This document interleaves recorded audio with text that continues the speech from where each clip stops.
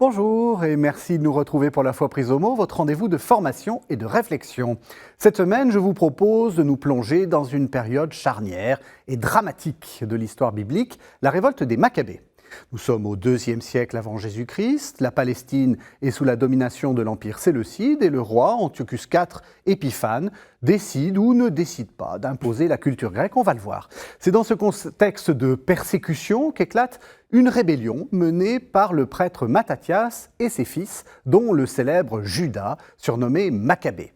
Cette épopée fondatrice nous est racontée principalement par deux ouvrages, le premier et le deuxième livre des Maccabées, mais curieusement, bien qu'ils traitent en grande partie des mêmes événements, ces deux textes offrent des perspectives radicalement différentes. Le premier livre est une chronique aux accents politiques qui légitime la dynastie des Asmonéens. Le second, quant à lui, est une œuvre dramatique centrée sur le temple de Jérusalem qui met en scène des martyrs bouleversants et formule pour la première fois de manière aussi claire l'espérance en la résurrection des morts. Alors, comment lire et comment comprendre ces textes aujourd'hui? Telle est la question que je vais poser à mes deux invités. Maureen Nathalie, bonjour. Bonjour. Maureen Nathalie, vous êtes maître de conférence en histoire romaine à Nanterre. Et puis, Michael Gérardin, bonjour. Bonjour. Vous êtes maître de conférence en histoire ancienne à l'Université du Littoral et c'est à Boulogne-sur-Mer. Alors peut-être pour commencer, j'ai une question un peu provocatrice. Maureen Nathalie, vous êtes maîtresse ou maître de conférence en histoire romaine. Est-ce qu'il y a des Romains dans cette histoire? Oui, il y en a. Je vous ai surpris, j'ai réussi. Il y en a. Alors, il y en a en fait des deux côtés de l'histoire, au tout début de l'histoire, puisque dans le cadre du proto-État, de la révolte et du proto-État juif qui va se mettre en place et qui nous est raconté dans les livres des Maccabées, il y a des relations diplomatiques avec les Romains qui sont mentionnées, qui sont établies dans le texte. Et puis, à l'autre bout de la chaîne, je dirais en termes de réception, dans la tradition juive tardo-antique, en fait, le contexte historique du récit est déplacé, puisque comme vous l'avez dit, il se déroule sous les Séleucides, donc au IIe siècle avant notre ère. Mais dans les réélaborations juives de l'Antiquité tardive en hébreu, le récit est déplacé sous l'époque romaine, et le persécuteur devient l'empereur romain. Donc oui. Parce que effectivement, disons-le tout de suite, donc il y a 1 et 2 Maccabées qui sont rentrés dans le canon catholique. Toutes les églises ne le reconnaissent pas dans leur canon. Et puis, il y a d'autres livres. Il y a d'autres livres. Il y a... Alors, si on prend la Bible comme base de départ, on trouve quand on va acheter une Bible dans une librairie commune, on peut trouver des Bibles dans lesquelles on a deux autres livres, 3 et 4 Maccabées. Alors, certaines églises chrétiennes reconnaissent 3 Maccabées, pas toutes.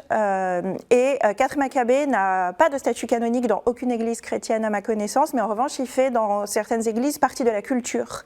Et le contenu est bien connu des fidèles. Alors, 4 Maccabées, en fait, c'est la reprise d'un épisode de 2 Maccabées, donc on comprend très bien le lien entre les deux. En revanche, 3 Maccabées n'a pas de rapport avec le contexte dont il est question dans 1 et 2 Maccabées, mais c'est de la littérature de persécution qui se déroule également à l'époque hellénistique et dont les victimes de la persécution sont des communautés juives. Donc en fait, on peut, je pense, définir les livres des Maccabées de manière générale comme de la littérature de persécution. Et dernière question, dans le judaïsme, ces livres ne sont pas canoniques? Non. On en fait mémoire, comme ça, on a tout le tableau. Hein. Alors, ces livres ne sont pas canoniques parce que, pour des raisons sur lesquelles de nombreuses hypothèses ont été formulées, mais dont on n'est pas certain, lors de la formation du canon de la Bible hébraïque, justement, il a été décidé par le mouvement rabbinique de le limiter à la Bible hébraïque, c'est-à-dire les textes qui n'avaient pas de version hébraïque ont été exclus de ce canon. Or, 1 et 2 Maccabées ne sont parvenus jusqu'à nous qu'en grec. Alors, on pense que 2 Maccabées a été écrit en grec, c'est quasi certain. 1 Maccabée, l'hypothèse majoritaire, c'est qu'il a été écrit dans une langue sémitique, hébreu ou araméen, puis traduit en grec. Mais il semble que dès l'Antiquité tardive, il n'y avait plus de version en langue sémitique. Donc d'autres livres ont été écrits par des juifs, mais dont il n'y avait plus de version araméenne ou hébraïque ont été exclus. C'est ce qu'on appelle les apocryphes juifs. Et ceux qui sont canoniques pour certaines communautés chrétiennes sont appelés deutérocanoniques. Donc ces textes ne sont pas canoniques pour les juifs. Néanmoins, le contenu est connu, et notamment des épisodes qui sont mentionnés dans 2 Maccabées, celui du martyr, des 7 frères, de leur mère et du prêtre sont mentionnés d'abord dans le Talmud de Babylone, donc, dont on situe l'achèvement au 7e siècle de notre ère, et dans un autre texte de Midrash, le Midrash sur les Lamentations, dont on place l'élaboration vers 500. Donc le contenu est connu, les Asmonéens sont connus, la persécution, ce que le Talmud appelle la persécution grecque contre les Asmonéens sont connus, mais les textes eux-mêmes ne sont pas canoniques. Je crois même qu'il y a un club de foot qui s'appelle les Maccabies. Donc, il y a beaucoup de choses qui s'appellent les Maccabies, effectivement. Donc voilà. Michael Gérardin, ça parle de quoi, en fait? Et qu'est-ce qui se passe et qu'est-ce qu'il y a d'historique dans ces livres? Alors, on va serrer les questions, évidemment. Mais ça parle de quoi? Alors, ça parle de quoi? Ça parle, pour le premier livre des Maccabées, c'est une fresque dynastique. C'est-à-dire que vous avez l'histoire d'une famille, la race choisie par Dieu pour sauver le peuple d'Israël, comme on peut lire au chapitre 5, verset 62, qui a été à la tête de l'insurrection dès le départ, si on en croit ce livre-là, et qui finalement, à la fin du livre, obtient l'assentiment de la dynastie séleucide pour devenir grand prêtre, et qui établit une dynastie. Le dernier verset de ce livre-là, c'est quand Jean Hircan prend le sacerdoce à la suite de son père, point final. Donc c'est véritablement une chronique familiale. De Maccabée, c'est beaucoup plus complexe. On est vraiment sur un récit centré sur la figure de Judas Maccabée. Donc les frères sont exclus dans une position minoritaire. On s'arrête peu avant sa mort. Et on va sans doute en reparler, mais on a au départ plusieurs autres textes qui ont été agglomérés avant donc ce récit principal. Le contexte, Alexandre le Grand conquiert tout l'Orient. Enfin, c'est comme dans Astérix, tout sauf... Non, conquiert tout l'Orient, il meurt, c'est fort triste, et tout le monde se bat pour avoir l'héritage, enfin tout le monde, c'est généraux, et ça tombe sur la région de le Levant Sud. Le Levant Sud tombe. Le Levant Sud, en 301, est pris par les Ptolémées, par les Ptolémées d'Égypte, les Lagides, qui, par traîtrise, se sont emparés de cette région qu'ils auraient dû normalement rétrocéder aux Séleucides, mais ils ne l'ont pas fait. Ce qui entraîne jusqu'à 9 guerres de Syrie, 9 guerres qui opposent donc le royaume du Nord. Si vous voyez dans le livre de Daniel, le roi du Septentrion et le roi du Midi qui se battent dans un ensemble interminable et incompréhensible de guerres, on est véritablement dans cette époque-là. Donc les Séleucides veulent à tout prix récupérer cette terre qui est supposée... C'est ceux du Nord. C'est ceux du Nord, les rois de Syrie. Ils sont supposés donc être les propriétaires légitimes, tandis que les Ptolémées se défendent contre l'agression de leurs voisins. En 198 avant notre ère, finalement la région tombe sous le giron séleucide, donc le roi du Nord, et à partir de là, il reste jusqu'à la fin, c'est-à-dire jusqu'à ce qu'en 63 avant notre ère, toutes les dates s'entendent avant Jésus-Christ, Pompée, donc un Romain, vienne s'emparer de Jérusalem. L'importance de cette querelle entre les deux, enfin c'est plus qu'une querelle, entre les deux, le roi du Nord et du roi du Sud, explique peut-être que justement ce tout petit royaume a pu tenter une sorte d'indépendance. Enfin c'est un peu, y compris en faisant appel aux Romains. Alors, le terme d'indépendance, on va pouvoir en parler. Semi-indépendance. Semi-indépendance, ou disons, on est quand même sur une zone de contact. C'est-à-dire qu'il faut bien imaginer que ce peuple juif se trouve à l'interférence entre ces immenses guerres entre deux puissants royaumes, avec effectivement la République romaine qui a ses intérêts au Levant, et on est sur une zone de passage entre la Syrie et l'Égypte qui, depuis déjà plusieurs millénaires, est zone de conflit. Donc cet État... Alors, à titre personnel, je défends qu'ils n'ont jamais été indépendants parce qu'ils n'avaient pas les moyens, ils n'avaient pas les capacités ni militaires ni financières, ni non plus géopolitiques, puisqu'ils sont justement sur la route des invasions du nord vers le sud et réciproquement. Donc en fait, les guerres sont des guerres plutôt pour gagner une sorte de... Enfin, pour les Maccabées, pour gagner une sorte d'indépendance, enfin, ou d'autorité sur la région. Enfin, qu'est-ce qui se passe en fait? Alors si je peux me permettre d'être cynique... Allez-y. Les Maccabées ont fait un coup d'État. C'est-à-dire qu'au début du deuxième livre des Maccabées, on a un grand prêtre considéré comme légitime, Onias III, qui est renversé par... toutes sortes d'actions, disons, d'Antiochos IV, qui sont présentées comme néfastes, mais le fait est que les Oniades ont disparu. Et à la fin du livre, on trouve à la tête du peuple juif la famille des Asmonéens, et cela paraît tout à fait légitime aux yeux des deux auteurs. Donc les Asmonéens, c'est les descendants. C'est les descendants, effectivement, des Maccabées. Donc on a opéré un coup d'État, mine de rien, qu'on a pu attribuer aux mauvaises actions du roi du Nord.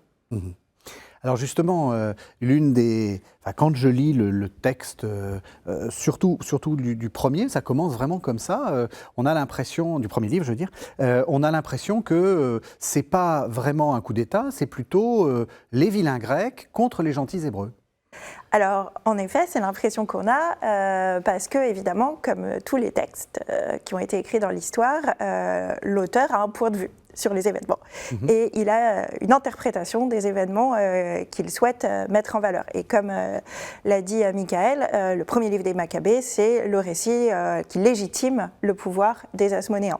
Donc, en toute logique, l'auteur du texte oppose deux camps, les méchants, les gentils. Les méchants, c'est les Séleucides, et les Asmonéens, c'est les gentils. Et donc, il présente ce que Michael a qualifié tout à fait, justement, à mon avis, de coup d'État, comme une libération de l'oppression avec une dimension largement religieuse, puisque les Grecs auraient procédé à une politique que ce qu'on appelle communément une persécution religieuse, c'est-à-dire empêcher les Juifs d'accomplir leur culte selon leurs propres lois. Toutefois, les deux documents ne dissimulent pas, même si pour eux, justement, ça fait partie du problème, qu'une grande partie des Juifs n'ont pas été l'objet de coercition pour accomplir ce que les auteurs considèrent comme des transgressions de la loi juive. Ils l'ont fait de leur propre volonté, ils étaient séduits. Alors, les auteurs le vivent très mal, mais ils ne dissimulent pas que ce n'est pas qu'une politique de coercition. Alors, qu'est-ce qu'on peut en dire en termes de contexte historique ? Il faut penser que pour un souverain comme Antiochos IV, même déjà son père Antiochos III, la diversité religieuse n'est pas du tout un problème de manière générale dans l'Antiquité. Les gens ont des dieux et chacun a ses dieux ancestraux et chacun rend à ses dieux le culte de ses pères et tout le monde est très bien comme ça. C'est la règle. Mais on peut peut-être parler de différences culturelles. Par exemple, chez les Grecs, il y a quelque chose qui est très important, c'est la cité. C'est le fait que les communautés humaines soient structurées en cité. Et dans l'Antiquité, lorsqu'on est dans un monde grec, c'est un privilège d'être une cité. Et donc, il semble, d'après les récits combinés de 1 et 2 Maccabées, qu'un certain nombre de Juifs de Jérusalem aient aspiré à ce que Jérusalem devienne une cité grecque, et ce qui lui donne une reconnaissance, un prestige au sein de l'Empire séleucide. Et donc, ce qu'on peut dire, c'est que le souverain séleucide n'est pas arrivé un jour en disant « je vais tout changer » à Jérusalem. Jérusalem, pour le souverain séleucide, c'est pas grand-chose. Pas grand-chose. Il a des très très grands territoires. C'est à l'extrémité de son territoire. C'est pas une très grande ville. Mais en revanche, il semble qu'on lui ait demandé, des habitants de Jérusalem, ce qu'on appellerait, comme il va y avoir des dissensions, ça s'appelle une faction, ont souhaité obtenir cette transformation en cité. Or, cette transformation en cité entraîne des conséquences, dont un certain nombre de conséquences sont ce qu'on appelle pour nous de l'ordre du religieux. Alors il y a des choses culturelles que mentionnent les auteurs, la distribution d'huile au gymnase, le fait de pratiquer les sports gymniques, la palestre, etc. Et il y a des conséquences religieuses, puisque la cité est un espace d'organisation du culte, en fait. Et donc, ce que les auteurs présentent comme une persécution religieuse, en y incluant des aspects qui sont pour nous culturels, d'adoption des modes de vie grecs, pour un certain nombre de Juifs de Jérusalem qui ne se considéraient pas, et c'est ça qu'il faut, je pense, souligner, eux comme des mauvais Juifs, qui considéraient que les dominants vivaient un mode de vie auquel ils aspiraient. Ils considéraient qu'il était tout à fait possible d'être juif et d'adopter ces normes culturelles grecques, qu'ils avaient déjà en très grande partie adoptées, mais de les voir sanctionnées par le statut de cité. Et donc, ce qu'on peut dire, c'est qu'au-delà d'une guerre présentée dans les livres comme entre les Juifs et les Grecs, c'est surtout une guerre civile entre les Juifs dont il est question, entre ceux qui veulent, on dirait aujourd'hui, s'intégrer dans un empire qui est un empire largement hellénistique. Et bénéficier d'une sorte de soft power, comment dire, de manière encore plus contemporaine, grecque. Bénéficier d'une soft power. Il faut parler aussi peut-être, je crois que tout simplement, mais à l'époque de mode, il y a des choses qui sont à la mode. Le vin, les importations de vin, le vin qui vient du monde grec, c'est des choses qui sont à la mode. Et il y a une élite qui aspire à vivre la même vie que les autres élites de l'Empire. Et donc c'est là où il y a une dissension, puisqu'il y a des Juifs de Jérusalem qui, eux, considèrent que l'adoption de ces modes de vie, équivaut à des transgressions de la loi. Alors, je vais vous laisser répondre, Michaël Girardin, mais avant, je vais vous faire entendre le début du premier livre des Maccabées, le chapitre 1, les versets 44 à 52, et vous allez nous les commenter. Ça sera encore plus clair par rapport à ce qui vient d'être dit. Le roi envoya également à Jérusalem et aux villes de Juda des émissaires, avec des lettres qui leur prescrivaient de suivre des coutumes étrangères à leur pays. Ils devaient bannir du sanctuaire holocaustes, sacrifices et libations, profaner les sabbats et les fêtes, souiller le sanctuaire et les fidèles, élever des autels, des lieux de culte et des idoles, offrir en sacrifice des porcs et d'autres animaux impurs. Ils devaient laisser leurs fils incirconcis et se rendre eux-mêmes abominables par toutes sortes de pratiques impures et de profanations, de manière à oublier la loi et à changer toutes les observances. Quiconque n'agirait pas selon l'ordre du roi serait mis à mort. C'est en ces termes que le roi écrivit à tous ses sujets. Il établit des inspecteurs pour tout le peuple et ordonna aux villes de Juda d'offrir des sacrifices dans chaque ville. Beaucoup de gens du peuple, tous ceux qui délaissaient la loi, se rallièrent à eux et firent du mal dans le pays. Voilà, vous êtes bien sur KTO. Nous parlons des livres des Maccabées en compagnie de deux historiens de l'Antiquité, Maureen Attali, maîtresse de conférences en histoire romaine à Nanterre, et Michaël Girardin, maître de conférences en histoire ancienne à l'Université du Littoral. Alors, Michaël Girardin, tout ça, c'est tout faux. C'est pas le roi qui fait ça, puisque Maureen Attali vient de nous dire que, en fait, ils étaient tout contents de céder aux coutumes grecques. Il n'y a pas de coercition, en fait. Tout est faux, c'est un peu excessif. C'est une vision très moderne de traiter un texte qui a été écrit en son temps. Oui. Le texte ne se fait pas, ne cache pas que beaucoup de gens du peuple suivaient ces ordres-là. Simplement, c'est une façon d'écrire qui est très antique, c'est-à-dire il y a un projet rédactionnel derrière la manière dont les choses sont présentées. Et Antiochos IV est le vilain de l'histoire. On lui attribue l'ensemble, le faisceau de ce qui est négatif dans cette aventure pour en faire l'archétype du mal qui, au bout du compte, est abattu par la famille, finalement. Puisque sa mort est en quelque sorte attribuée aux conséquences de la révolte des Maccabées, ce qui, pour le coup, est faux, selon notre façon d'écrire l'histoire. Mais c'est un projet rédactionnel qui est projeté sur les événements. Alors, ce qui est extrêmement intéressant, c'est qu'on a une sorte de liste des choses à ne pas faire. Alors, c'est bannir du sanctuaire holocauste, sacrifice et libation, profaner les sabbats, c'est probablement faire des choses pendant le repos, souiller le sanctuaire, alors qu'est-ce qu'on fait, vous allez nous le dire, et puis, alors, offrir en sacrifice des porcs et d'autres animaux impurs. Il y avait des porcs ? Ce qu'il faut voir ici, c'est qu'on a une liste. Le but de toute liste dans les textes anciens, c'est de définir a contrario ce qui serait la norme. Le porc, c'est ce qui serait le comble finalement dans le temple de Jérusalem. Et je pense à Flavius Joseph, quelques années plus tard, qui oppose la bonne action d'un Antiochos VII, c'est longtemps après, aux mauvaises actions d'Antiochos IV, qui a, écrit-il, répandu du sang de porc sur l'autel. Cela n'est pas attesté, même pas dans les livres des Maccabées, mais c'est le cliché, le stéréotype du mal absolu de la profanation extrême sur l'autel. Et donc, du coup, on peut donc résumer, il y a une élite qui a très envie de profiter des bienfaits de la civilisation, les gymnases, c'est quand même bien, le sport, c'est pas mal, les jeux, c'est bien, etc. Et puis, il y a des gens, est-ce qu'on peut dire, c'est conservateur contre progressiste, une élite contre une autre? Là encore, c'est un peu simplificateur. Oui, c'est pour ça que je vous pose la question. La Judée n'a jamais été autant hellénisée que sous la dynastie des Asmonéens, donc née de la révolte des Maccabées. Donc, disons qu'ils ont fait une adaptation de l'hellénisme, de la culture grecque, qui était différente de celle qui préexistait. Il y avait une façon, parmi les prêtres de Jérusalem, d'accepter la culture grecque qui ne leur convenait pas pour toutes sortes de raisons. Ils ont fait un autre mélange entre leur tradition, leur version de la tradition, et la culture grecque. Mais ils n'ont pas été plus conservateurs que leurs adversaires. Ils ont même innové. Je pense par exemple, alors je ne sais plus dans quel chapitre, mais Mattathias, donc c'est le premier, c'est le père. Le père voilà, de Judas Maccabée, décide qu'il est permis désormais de violer le sabbat pour se battre de manière défensive. Je ne vois pas comment on peut être plus innovateur qu'en institutionnalisant la violation du sabbat.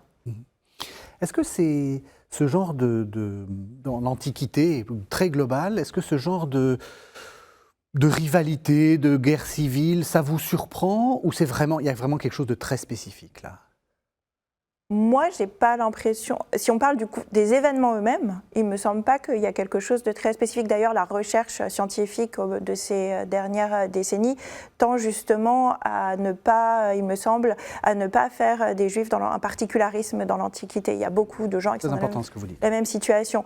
Donc, le fait qu'il y ait des révoltes, même moi, comme vous l'avez dit, je suis maître de conférence d'histoire romaine. À l'époque romaine, même à l'époque où on a l'impression que peut-être que les modes de vie se sont uniformisés, il y a des révoltes contre Rome, de gens qui sont citoyens romains d'ailleurs en général, mais qui d'une manière ou d'une autre critiquent certains points de la domination, etc. Donc là, à mon avis, ça, c'est pas quelque chose de particulier. Et ce qui n'est pas particulier non plus, c'est le fait d'avoir un texte qui oriente les événements pour atteindre sa cible rhétorique et pour démontrer une vision des événements.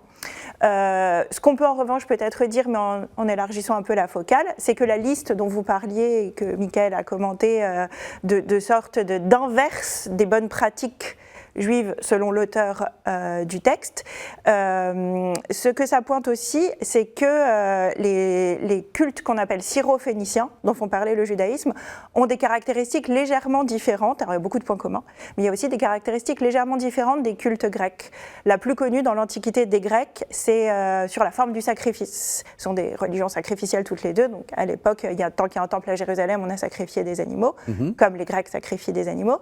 Mais les Grecs, souvent, lorsqu'ils parlent du sacrifice juif, ils signalent que les Juifs ont cette coutume d'offrir des holocaustes, dont il a été question, c'est-à-dire des sacrifices intégralement consumés et offerts à la divinité, alors que la norme chez les Grecs, même si ce type de sacrifice existe, c'est plutôt d'offrir des sacrifices partagés. Cela aussi existe chez les Juifs, mais la focale est moins mise sur eux, c'est-à-dire où la viande de l'animal qui est abattu est en partie consommée par les humains, et une autre partie est consommée sur l'autel pour être offerte à Dieu. Donc vous voyez des différences, et donc peut-être derrière cette liste un peu stéréotypée de persécutions que vous avez lue, on peut mentionner peut-être qu'il y a des différences entre les cultes syro-phéniciens et les cultes grecs, et que donc peut-être aussi que la transformation en cité, qui induit une forme grecque des cultes, a été comprise par le milieu auquel appartiennent les auteurs et peut-être aussi par une partie de la population de Jérusalem comme une persécution parce que cette forme venait heurter des cultes juifs qui, eux, n'avaient pas exactement cette forme. Alors, on a 2 livres des Maccabées. Vous allez encore une fois nous perturber parce que vous allez nous dire que le premier n'a pas été écrit avant le second. Il a été écrit après, effectivement. Et donc, il raconte quoi, en gros, ces 2 livres? Vous avez un peu commencé à le dire, mais je voudrais qu'on arrive au premier livre, mais juste contraster les 2 livres. Le premier livre des Maccabées, c'est l'histoire d'une famille. On est vraiment très axé là-dessus. La victoire n'est que dans la famille. Au chapitre 5, on voit justement des généraux se dire « on va en profiter et se faire un nom », et ils échouent lamentablement. Tous ceux qui s'opposent à la famille périssent, et seuls eux sont légitimés par la guerre, par la divinité, à pouvoir gouverner le peuple juif. Alors que dans le deuxième livre des Maccabées, la famille n'existe pas vraiment. C'est Juda qui est une sorte d'élu consensuel. Juda est également célébré dans d'autres textes parmi les pseudépigraphes. Je pense à l'Apocalypse des animaux, par exemple. C'est une figure qui fait consensus dans le judaïsme du Second Temple, mais les frères sont rétrogradés et finalement comme personnages très secondaires. Dans le deuxième livre des Maccabées, on a une influence beaucoup plus grande des martyrs, puisque finalement, il y a une sorte d'enchaînement de cycles dans 2 Maccabées. À chaque fois, un persécuteur se lève, émet une menace, des blasphèmes contre le sanctuaire. Des gens résistent par le martyre, résistent passivement jusqu'à la mort, avec toutes sortes de prières que Dieu puisse mettre fin à ce cycle. Alors se lève le libérateur, l'ennemi meurt, ou parfois confesse puis meurt, la suprématie du Dieu de Jérusalem. Donc le texte de 2 Maccabées est beaucoup plus centré sur le temple et sur ce qui arrive aux profanateurs. Donc, on revient sur le premier livre des Maccabées, donc chronique familiale, donc beaucoup plus de temps en réalité. Enfin, les bornes à peu près entre. Alors ça commence. Il y a un petit prologue sur Alexandre le Grand, mais en réalité l'action commence vers 175 et on s'achève en 135 avant notre ère. Voilà, donc on a 30 ans. C'est quoi? Il y a des récits de bataille, on a l'impression qu'il y a beaucoup de batailles. On se bat contre qui, en fait? Parce que ça aussi, c'est une question. Guerre civile, mais ça veut dire qu'on se bat contre Juifs? Dans le premier livre des Maccabées, pas tellement en réalité. C'est plutôt dans le deuxième qu'on reparlera de ça. On se bat beaucoup contre les voisins, puisqu'on est dans une méga structure impériale. On n'est pas dans un État centralisé. Il n'y a pas une capitale de laquelle le roi envoie des ordres.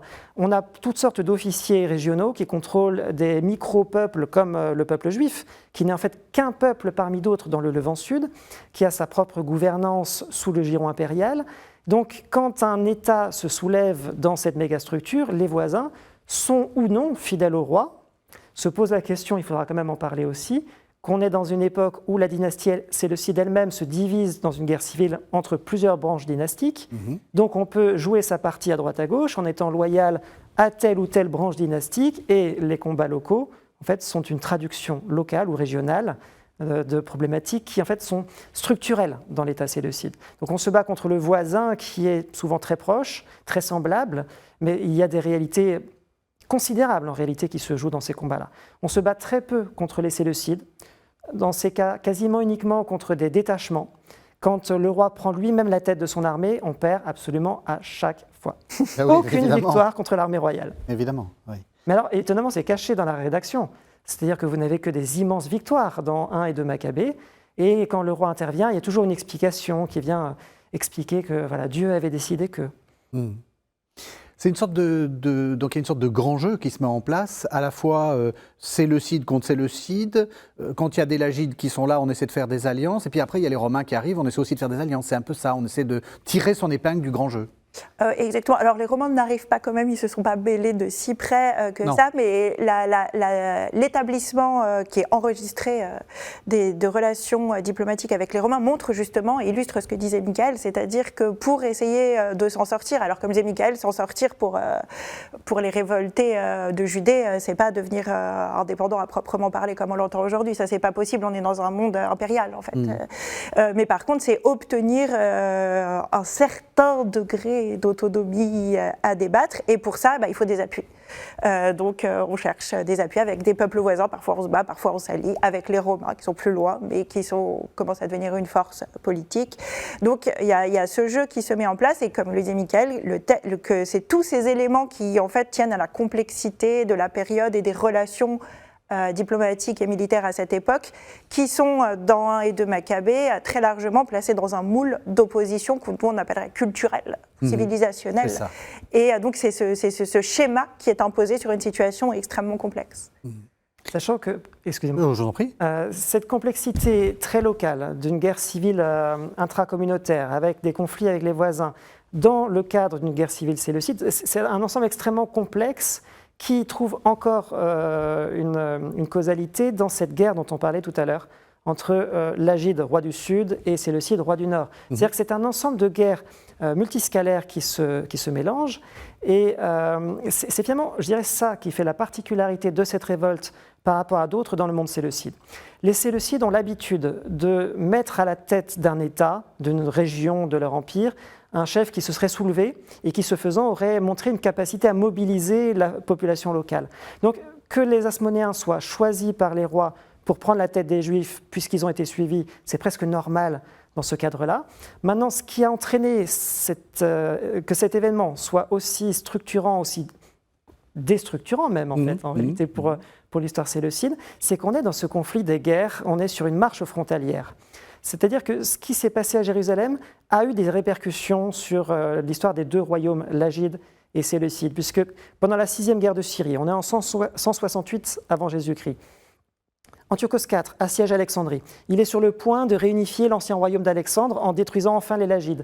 Les Romains envoient un émissaire pour lui demander en fait de partir.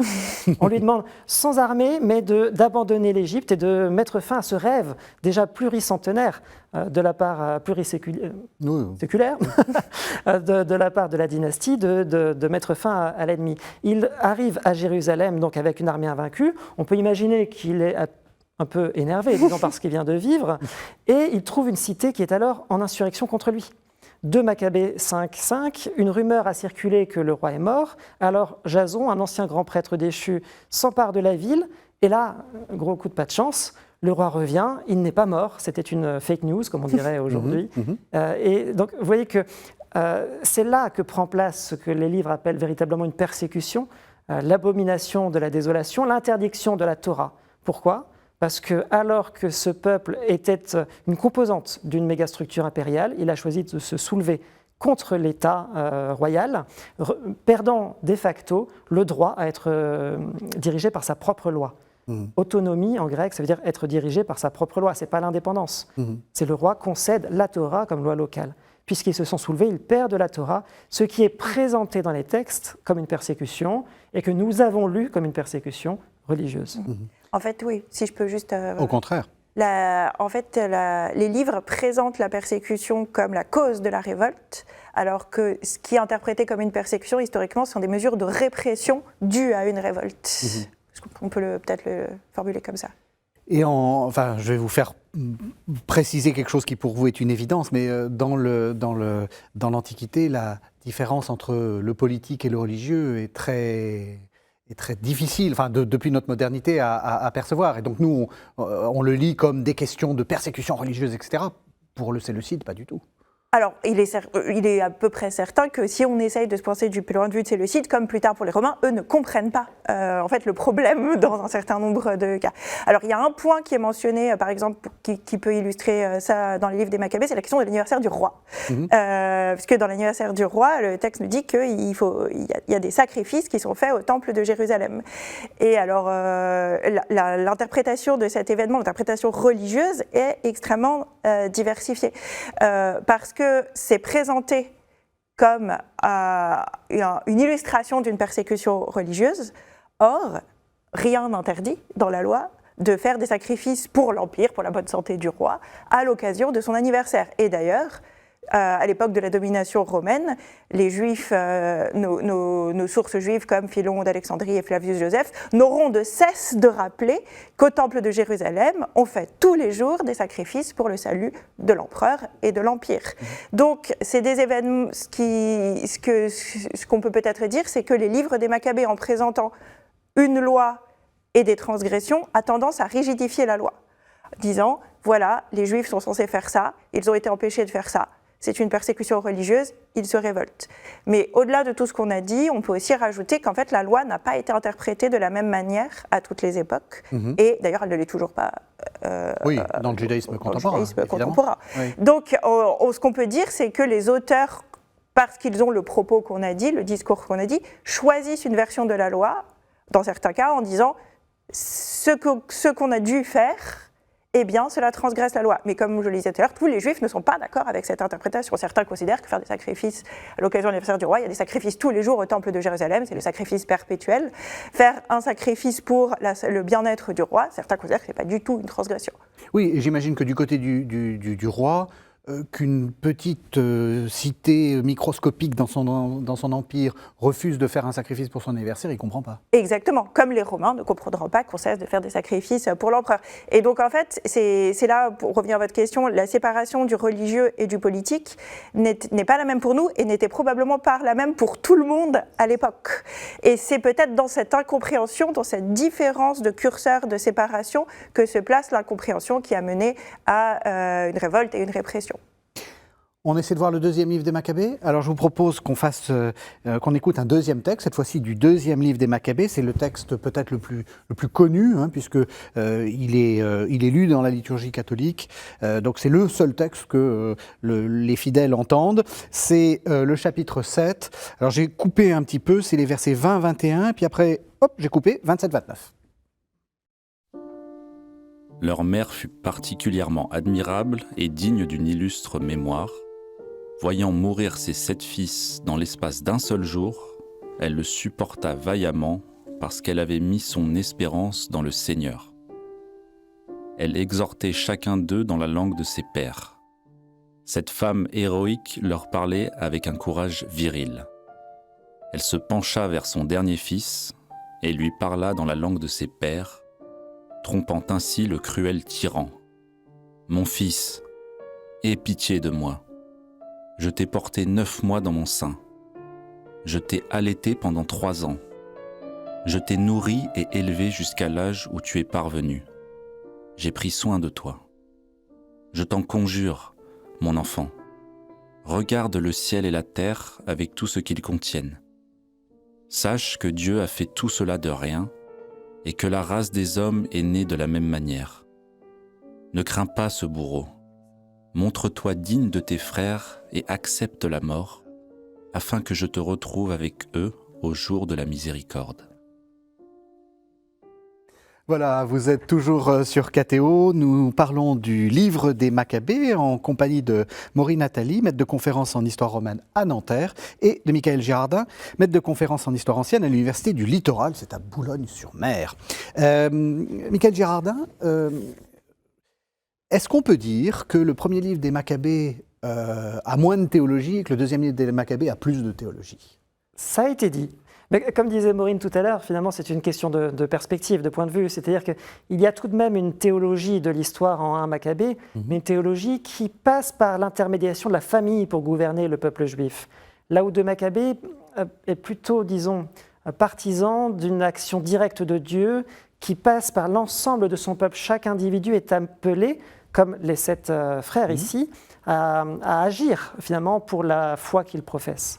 Alors c'est très surprenant parce qu'on dit souvent que c'est l'une des premières traces très explicites d'une croyance en la résurrection. Qu'est-ce que vous en pensez?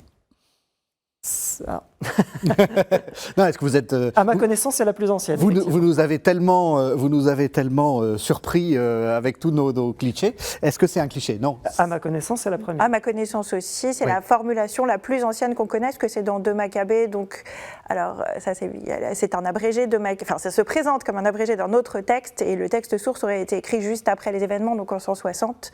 Donc, dans la mesure de notre datation des textes qui n'est pas complètement parfaite, on pense que c'est la plus ancienne. Et qu'est-ce qu'on y lit? Parce qu'on a l'impression, enfin, donc c'est la mère qui est le héros du texte, et qui exhorte ses différents fils à tenir bon au nom de la résurrection. D'où ça vient? Pourquoi est-ce que c'est là, etc. Est-ce que je peux te laisser répondre? Ah, oui. Bah alors voilà. Désolé. Chacun son... Alors, en ce qui concerne la résurrection, on peut peut-être dire que c'est formulé ailleurs dans 2 Maccabées, pas à propos des martyrs, mais à propos des prières que Judas fait faire pour les morts, oui. Où on nous dit qu'il faut faire des sacrifices pour leur résurrection. Donc, et c'est pas circonscrit à ce passage, parce qu'on pourrait penser que ce passage... On a beaucoup dit que ce passage avait une cohérence interne qui déparait avec le reste du texte et que peut-être c'était un ajout, etc., ou une interpolation. Bon, on n'y croit plus beaucoup aujourd'hui, mais en tout cas, c'est pour dire que l'idée d'une croyance à la résurrection des morts est mentionnée ailleurs dans le document, c'est pas juste un unicum. Dans ce passage, en fait, malgré tout, il est assez, en tout cas, stéréotypé. C'est l'idée de la résistance face à la souffrance au nom d'un idéal supérieur. Ici, l'idéal supérieur est présenté comme la loi, en grec, c'est-à-dire la religion juive et ses commandements. Donc c'est l'idée que la souffrance sur terre n'est qu'un moment à passer et qu'on sera récompensé au ciel de la souffrance qu'on a éprouvée sur terre. Et on peut dire que c'est une sorte de leitmotiv. Il y a une dimension bien sûr théologique qu'on entend tout à fait, mais c'est aussi une justification. Sinon, pourquoi résister sur Terre? Il faut qu'il y ait quelque chose qui le justifie. Et c'est donc l'idée que Dieu reconnaîtra les siens. Donc face à un texte qui est très, très violent, puisque c'est Alors d'abord, il y a un prêtre Éléazar, et ensuite il y a une mère qui voit mourir devant elle, avant de mourir, ses 7 enfants qui sont torturés devant elle et qui refuse, ce qu'on appelle aujourd'hui, d'abjurer la religion juive, comme on dit aujourd'hui, c'est-à-dire qui refuse de se soumettre à des transgressions qui sont théâtralisées, mises en scène, et qui préfèrent souffrir le martyre et la mort. Est-ce que vous êtes d'accord avec l'idée que c'est elle l'héroïne? Alors, mon opinion compte peu, mais il me semble que par contre, dans l'Antiquité, beaucoup de commentaires, de réélaboration du texte, que dans l'Antiquité, les textes sont constamment réélaborés, des nouvelles versions en sont données, etc. C'est quand même beaucoup la mère qui a marqué, qui est anonyme dans le texte, on ne connaît pas son nom, mais d'ailleurs très vite des noms lui ont été donnés. Et il me semble que ça signifie quelque chose. Alors dans certaines versions, les enfants ont aussi des noms, en tout cas une partie, mais c'est les noms de la mère qui est beaucoup resté. Alors la première réélaboration qu'on connaît, donc si on dit que de Maccabée, si on prend la date du texte source, on va dire 160 avant notre ère pour cette partie. La première élaboration daterait, qu'on connaît, date du fin du 1er siècle, début du 2e siècle de notre ère. Peut-être c'est 4 Maccabées, où en fait, c'est uniquement le récit du martyr qui est l'objet du texte. Donc c'est un épisode de 2 Maccabées qui devient l'objet tout seul d'un livre. Et beaucoup d'études ont été faites sur 4 Maccabées, pour le coup, pour souligner que l'héroïne, c'est la mère. Alors c'est une héroïne... de la manière dont on décrit les héroïnes dans la littérature grecque antique, en fait. C'est-à-dire que c'est une héroïne parce qu'elle a des caractéristiques viriles. Dans l'Antiquité, dans le monde grec, c'est comme ça. On est une héroïne parce qu'on fait montre de caractéristiques qui sont jugées des caractéristiques viriles. Donc elle a beaucoup été comparée à un athlète, avec la question de la vertu Andreia, en grec, c'est-à-dire virilité, littéralement.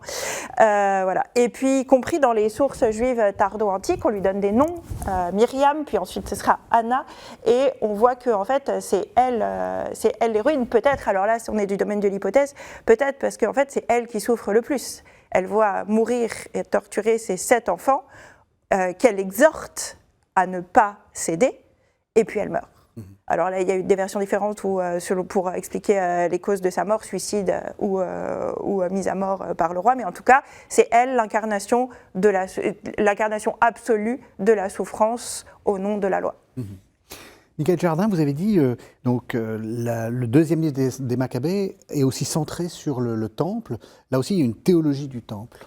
Oui, il y a une affirmation très claire que ce n'est pas, alors je ne sais plus comment elle est formulée très exactement, mais que Dieu a choisi un lieu sur terre pour y résider et que finalement le peuple est béni parce qu'il réside sur cette terre, parce qu'il réside à cet endroit près du temple. Il y a une théologie qui dit très clairement à plusieurs endroits que Dieu est fâché pour un peu de temps contre son peuple et qu'il laisse finalement l'ennemi persécuter. Bon, le peuple est opprimé en le forçant à se positionner par rapport aux lois qui sont données par Dieu pour une durée qui est déterminée, puisqu'à la fin, Dieu sauvera, quoi qu'il arrive, son peuple. C'est un peu particulier parce que vous avez dit il y a un grand prêtre légitime, Onias III, et puis il y a un autre grand prêtre qui s'appelle Onias IV, qui lui a fait un temple concurrent. C'est un peu curieux quand même. On a l'habitude de l'unicité du temple et en fait... Ça encore, on est sur l'aboutissement d'un processus. C'est-à-dire que l'unité du temple, c'est quelque chose qui structure une partie des textes qui nous sont parvenus, une partie qui se présente comme normative. Mais déjà, dans beaucoup de textes de la Bible hébraïque, on mentionne d'autres hauts lieux, à Dan, à Bethel, etc., comme étant des déviances. Mais ce n'est que le point de vue des prêtres de Jérusalem qui délégitiment les autres sanctuaires. Je pense que si on avait eu des textes de Dan ou de Bethel qui nous étaient parvenus, on aurait d'autres versions, vous voyez. Donc également, le fils, donc Onias IV, le fils du grand prêtre qui a été spolié de son héritage à Jérusalem, reçoit effectivement de Ptolémée VI une terre en Égypte, à Léontopolis, pour pouvoir établir un sanctuaire. Ce qui est intéressant, c'est que Ptolémée VI est celui qui tente de prendre une mainmise lagide sur le Levant Sud et qui semblerait aurait entretenu dans son coin un grand prêtre potentiel à replacer le jour où il reprendra Jérusalem. Je ne pense pas que Onias IV ait rêvé de finir sa vie en Égypte, mais il a structuré un temple concurrent jusqu'au jour où il pourrait récupérer le seul et unique véritable à ses yeux, celui de Jérusalem, qui pour le moment est confisqué par une dynastie concurrente, les Hasmonéens.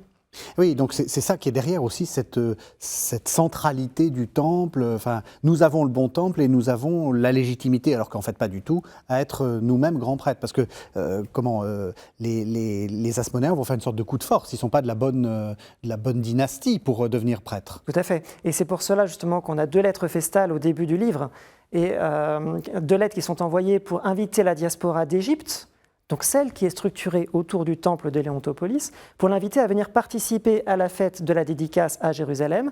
Et donc, sans jamais mentionner le temple concurrent en Égypte, il y a une affirmation très claire tout au long du livre, dans tous les documents qui le constituent, que le seul et unique véritable lieu dans lequel on peut célébrer Dieu, rencontrer Dieu, c'est celui détenu par la dynastie. Donc on en voit cela en Égypte, sur les terres d'Onias IV. C'est une affirmation finalement de compétition, une affirmation de supériorité sur le temple concurrent. Et cette affirmation passe également par la négation même d'Onias IV, qui n'apparaît nulle part dans le récit. On ne connaît son existence que par des textes bien plus tardifs. Onias III revient à la fin de 2 Maccabées dans un rêve de Judas, juste avant une bataille finale contre Nicanor. Il fait un rêve, dit-il, dans lequel il a vu Onias III en quelque sorte l'adouber, lui donner une épée d'or qui fait de lui le véritable successeur au sacerdoce, niant celui qui en fait est son fils, qui normalement aurait dû lui succéder. Cette figure de Judas Maccabée, pourquoi est-ce qu'elle est aussi centrale dans ce livre? Enfin, est-ce qu'on a une explication? J'imagine que l'explication, c'est parce que c'est celui qui a pu redédicacer le temple. On oublie souvent qu'un an après, il a livré Jérusalem de nouveau à Antiochos V, qu'il est devenu un officier séleucide et qu'il est entré dans ce moule finalement du chef local du roi. Mais pendant un temps d'harmonie, il a pu être le chef de file de la résistance, être celui pour lequel les gens se battaient et qui avait ce mot d'ordre, finalement, on va libérer le temple, ce qui est, au-delà de la diversité des opinions, assez fédérateur comme slogan. Donc il a pris Jérusalem, il a fait une grande fête de la dédicace, donc qui a plus tard donné Hanouka, et finalement la suite a été presque oubliée pour sa personne. Oui, c'est tout à fait intéressant. Marie Nathalie.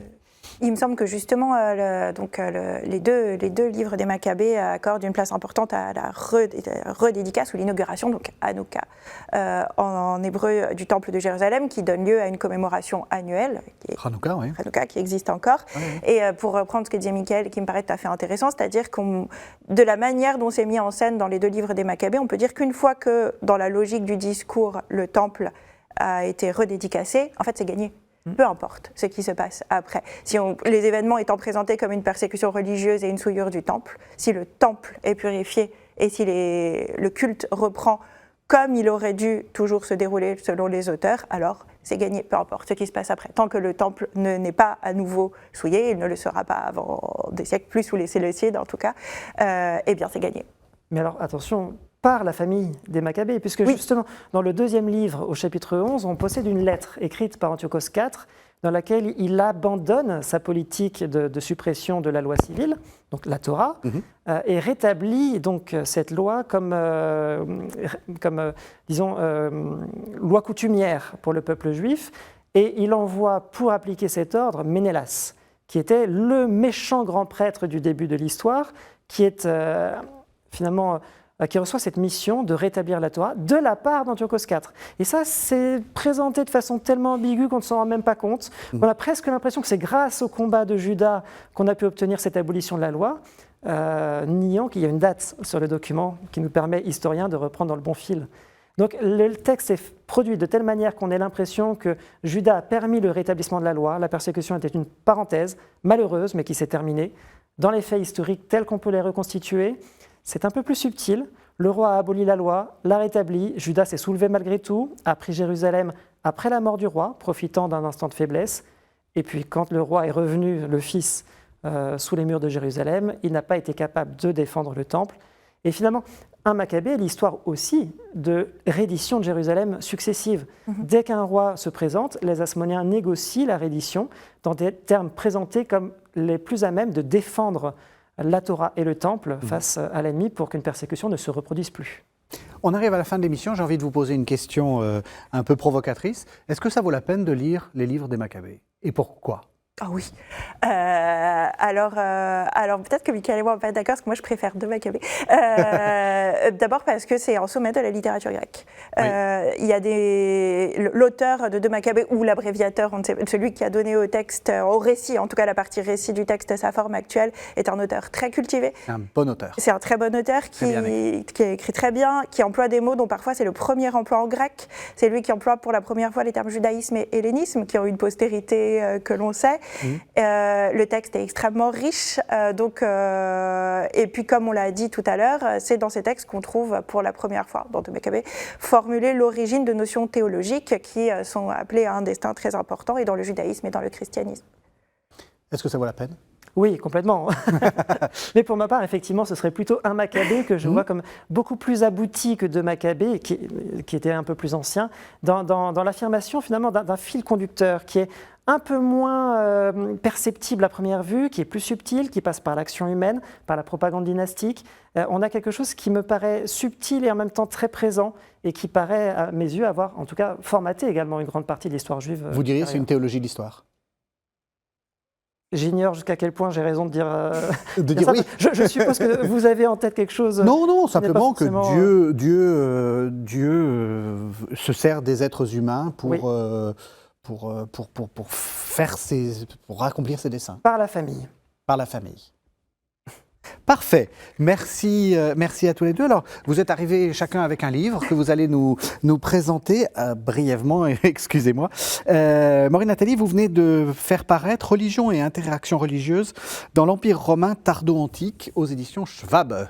Oui. De quoi s'agit-il? Alors, c'est un livre que j'ai co-dirigé avec 4 de mes collègues et dans lequel il y a de nombreux auteurs. C'est un collectif. En fait, il s'agit d'un ensemble de dossiers de documents antiques commentés, dont le but est de montrer justement la diversité, donc ça se passe à l'Antiquité tardive, donc l'époque romaine, la diversité religieuse de l'Empire romain et la manière dont les différentes communautés religieuses interagissent et dont les idées et les pratiques circulent, se transforment, dialoguent dans l'Empire romain. Et puis Michael Gérardin, aux éditions Excelsis, Au temps de Jésus. Alors, ce n'est pas la même qualité, hein, c'est un manuel vraiment grand public, à paracritique minimale. J'essaie de faire, disons, une espèce de livre en pièces détachées, c'est-à-dire des notices autosuffisantes pour, j'aime bien dire que c'est un livre pour prédicateurs pressés. C'est-à-dire que les lecteurs de nos sources sont avant tout intéressés à une dimension théologique de ce qu'elles contiennent et ils ne vont pas se lire un livre de 500 pages. Donc l'idée c'est de faire des entrées très simples à trouver avec des systèmes de rebond interne pour que quelqu'un qui ait besoin d'expliquer ou de comprendre un texte puisse trouver facilement toute l'information dont il a besoin, historique. Merci vraiment à tous les deux. Merci de nous avoir suivis. Vous savez que vous pouvez retrouver cette émission sur le site internet de la chaîne, www.kto.tv, mais aussi sur l'application radio KTO et sur toutes les plateformes de podcast. On se retrouve la semaine prochaine.